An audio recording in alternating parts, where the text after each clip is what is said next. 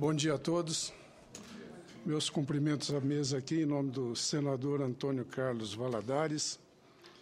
Meus cumprimentos aos senadores cearenses aqui, Inácio Arruda, José Pimentel e aos demais aqui presentes. Senadora Maria do Carmo. Sergipe, né? Nós vimos aí as palavras da Nicole, que é a presidente do Centro Industrial do Ceará, que é o braço político da Federação das Indústrias do Ceará.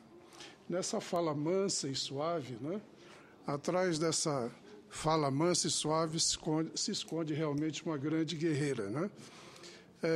Nós tivemos uma reunião debatendo os destinos da região Nordeste no ano passado, e nessa reunião se relembrou esse seminário que foi citado aqui, realizado em 1981, e que acabou determinando uma série de mudanças na política do Ceará, né? E o Ceará passou a experimentar realmente uma fase muito interessante de desenvolvimento. Então, nessa ocasião em que se debatia o Nordeste, Cláudio Ferreira Lima, aqui presente, né, economista ilustre lá do Ceará, sugeriu que se realizasse novamente um seminário, mas agora de âmbito regional, para tratar do Nordeste. Vocês podem estar estranhando meu sotaque, eu sou paulista de nascimento, mas vivo no Ceará há 40 anos e fui recentemente agraciado com o título de cidadão cearense, título que devo receber no próximo dia 6 de setembro, com muito orgulho. Tenho uma vivência longa, né, ali no Nordeste, com atividades desenvolvidas no semiárido do Piauí, no semiárido da Bahia, no semiárido do Ceará. E nessas experiências, com esses 40 anos ali de luta naquela região, naturalmente que pudemos aprender um bocado sobre o potencial daquela região e aprender um bocado também sobre tudo que se discute sobre o Nordeste em termos de seminários, desenvolvimento, etc. Nesses anos todos, como a Nicole mostrou naquele gráfico, são 73 anos em que não se consegue elevar o PIB per capita em relação ao PIB per capita médio nacional. Então, se isso acontece há mais de 70 anos, alguma coisa deve estar errada. Nós tivemos ali a criação de Banco do Nordeste, de Sudene, de Codevasf, de uma série de órgãos que foram criados para desenvolver o Nordeste. E o que nós vemos até hoje? Essa relação, essa desigualdade que mostra que alguma coisa está errada. Só que todas as iniciativas que aconteceram, inclusive o senador Antônio Carlos Valadares, nessa mesma comissão, exatamente há 20 anos atrás, o senador Beni Veras, do Ceará, liderava um trabalho para discutir Projeto Áridas e para discutir o desenvolvimento regional brasileiro. Foi um trabalho exaustivo. Neste mesmo ano de 93, várias publicações foram feitas, né, mostrando essa desigualdade. Mas isso, um trabalho mais a nível de parlamento, né? E há outros trabalhos, como agora o Ministério da Integração Regional faz um trabalho que é a Conferência Nacional de Desenvolvimento Regional. Então, são trabalhos que ou de iniciativa governamental ou de iniciativa parlamentar, né? E o que nós vimos é que nós precisaríamos reagir em termos de sociedade e começar a nos movimentar para tentar, usando os diagnósticos, porque diagnósticos já existem aos montes, né? Relatórios já existem aos montes, para começar a pegar todos esses dados, selecionar esses dados, ver o que o Nordeste teria de potencial para que a gente pudesse pensar realmente numa integração que justifica o nome desse seminário que se chama Integra Brasil. Os senhores aí devem ter recebido este folheto que mostra duas peças de um quebra-cabeça. Então, nessas duas peças, o que nós estamos tentando mostrar é que nós precisamos nos movimentar fazendo uma nova abordagem com relação ao Nordeste. O que o Nordeste tem de potencial e de valor que pode ser colocado numa mesa de negociação. Nós vemos ali naquele símbolo que está ali na tela, volte, por favor, nós vemos ali um Brasil estilizado. Aquela cor mais escura é o Nordeste, os traços redondos, arredondados, é o nosso globo, e ali estão as demais regiões do Brasil. O Nordeste ali aparece, e é esse sentido que a gente precisa colocar na mesa, sem pensar em mudar essa unidade federativa, mas, pelo menos, em plano de negociação, nós temos que começar a pensar o que seria o Nordeste se ele fosse uma região à parte, se ele não fosse Brasil, né? Se ele fosse mais mundo que Brasil. O que seria? Né? Hoje, nós, quando compramos um automóvel, né, se nós estamos no Nordeste e compramos esse automóvel, ele já chega carregado de impostos, né? Impostos que, na arrecadação do governo federal, esses impostos aparecem como uma arrecadação, né?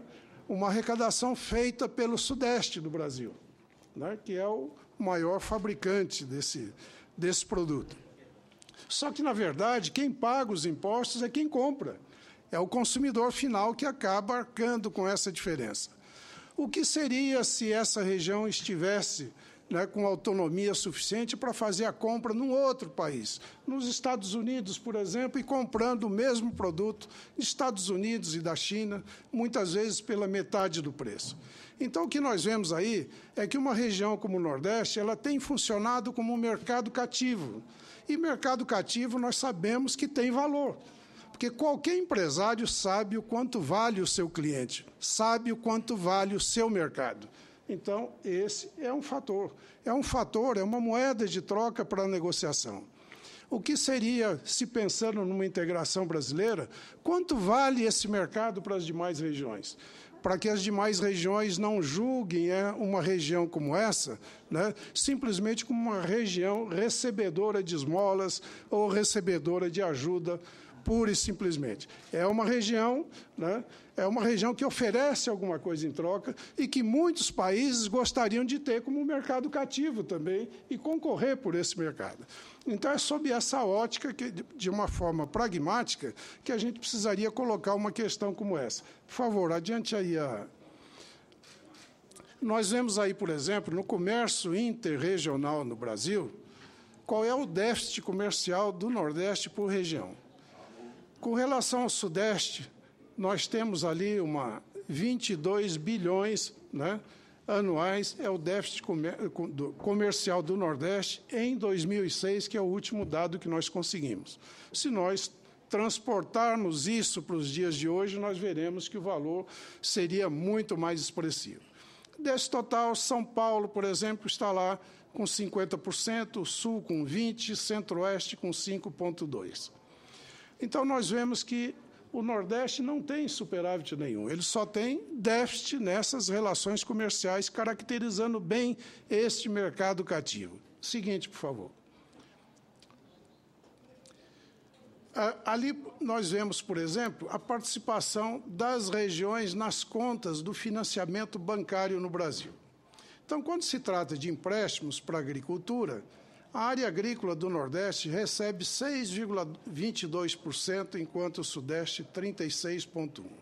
Pecuária, 11 contra 27%. Agroindustrial, 5 contra 57%. Industrial, 4,87% contra 79,6%. Então, fica bem caracterizado como são distribuídos os recursos de modo geral, né? Nós vemos aí o imobiliário, por exemplo, 10,5% e 65%. Só que quando nós vemos a nossa Constituição, nós vemos que a Constituição prevê, em um dos seus artigos, que muito da distribuição dos recursos... A seguinte, por favor. Que muito da distribuição dos recursos oficiais, eles deveriam respeitar o critério populacional. Então, como muitas coisas que estão sendo descobertas com essas manifestações que estão ocorrendo neste momento no Brasil, nós vemos que este é um dos pontos da Constituição que não vem sendo cumprido. A dívida pública por regiões, né? Ali nós vemos que o Sudeste tem 68,86%, enquanto o Sul tem 14,98%, e o Nordeste 7,4%. Seguinte, os ganhos do Sudeste. Quando nós fazemos um depósito bancário, voltando um pouco atrás, há alguns anos atrás, no Nordeste, nós tínhamos vários bancos estaduais, né, comerciais, de desenvolvimento. Hoje, esses bancos estão todos com matrizes aqui na região Sudeste. Então, quando nós fazemos um depósito bancário, seja como pessoa física ou seja como pessoa jurídica, eletronicamente esses recursos imediatamente são transferidos para as matrizes que estão no Sudeste. Então, se são transferidos para cá, naturalmente que esses depósitos constam como depósitos aqui da região. Quando retorna para lá como empréstimos, por exemplo, então se estabelece uma diferença. E essa diferença é muito grande. Ela chega, dependendo do ano, né, ela pode chegar até 8 vezes o saldo do FNE, que é o nosso Fundo de Desenvolvimento Regional. Que, se a gente se basear na mídia, a gente vai ver que parece que, através do FNE, o Sudeste está ajudando o Nordeste, está mandando recursos para o Nordeste. Mas, em números, em matemática pura, vendo essas diferenças, nós vemos que está ocorrendo, né, porque o capital sempre vai aonde há mais viabilidade econômica. E onde há mais viabilidade econômica, naturalmente, é no Sudeste. Então, é natural que haja essa atração. Então, esse é um dos pontos também de negociação. Sim, seguinte. Que modelo que a gente poderia utilizar para ver como as outras regiões ou outros modelos, né, trabalham essas diferenças regionais? Seguinte, por favor. Então, nós pegamos aí a União Europeia, que passa atualmente por uma crise. A União Europeia foi formada inicialmente por 16 países, né? E ela sempre teve como lógica, ao um país ser incorporado à União Europeia, a primeira coisa que se faz é um grande investimento para que o PIB per capita daquela região suba de uma tal forma para que o povo daquele país que está aderindo não fuja para os países líderes da região que estão com uma economia mais avançada. Então, ali nós destacamos 2 países dos que aderiram mais recentemente à União Europeia. Um é a Bulgária, por exemplo, que aderiu em 2007. Em 2007, o PIB da Bulgária era 28% do PIB da União Europeia. Em 2011, 11 anos depois, já era 46%, era quase o dobro. A Romênia, por exemplo, estava ali, entrou em 2007, muito recente. No ano 2000, ela tinha 26% em relação ao PIB da região. 2011, 49%. Então, nós notamos que os países entram numa comunidade, e ali é uma confederação, enquanto nós temos uma federação. Enquanto a Grécia caiu ali... A Grécia caiu em função da crise, mas sempre no nível de 80% do PIB da região. Então, sempre num nível elevado. Enquanto que nós, em mais de 70 anos, nós não conseguimos fazer com que o Nordeste tivesse mais do que 50% do PIB médio per capita brasileiro, né? Sempre o PIB per capita. Então, se nós não conseguimos até agora, alguma coisa tem que ser mudada. E nós sabemos que o local para mudanças, naturalmente, é o caminho político, né? É o parlamento. Só que o parlamento, para ele reagir, para ele cumprir as demandas da sociedade, naturalmente ele tem que receber os trabalhos já prontos, né, para que possa se dar andamento à parte parlamentar. Então, conforme já foi mostrado, esses workshops que estão sendo realizados, um dia em cada região, como preparação para um seminário final, é para que em cada uma dessas regiões, né, Falta muito, né? Como? Ainda falta. Não falta muito, mas talvez um pouquinho mais de 3 minutos. Tá certo. Então, é preciso que em cada uma dessas regiões os pensadores econômicos, então é Salvador, Recife, Rio de Janeiro, por que o Rio? Para a gente avaliar o Nordeste visto de fora por pensadores econômicos de fora do Nordeste. Então, é preciso que cada um desses temas seja explorado o suficiente para que a gente tenha nesse seminário, né, que vai ser realizado em agosto, reunindo todo o trabalho desses pensadores econômicos, acabe resultando num trabalho conjunto, né, para que nós possamos sair dali com as recomendações e com material suficiente para abastecer os parlamentares brasileiros, né, para que eles possam realizar o seu trabalho de adequação das leis, para que a gente possa ter alguma coisa mudada com relação a essa desigualdade regional. O que nós sabemos pela história econômica é que não se sustenta uma unidade federativa com tanta desigualdade. Se sustentou até agora pelo silêncio, pela acomodação, não só dos brasileiros de modo geral, mas da própria região.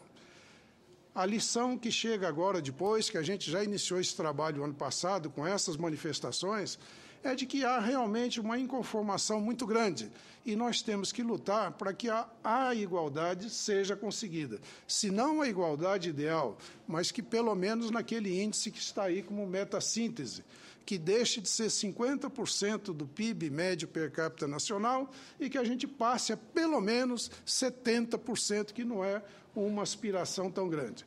O que nós precisamos é que tratar aquela população daquela região com o respeito que ela merece, mas fazendo uma abordagem bem pragmática. O que o Nordeste pode oferecer numa mesa de negociação e a gente partir para uma situação negocial.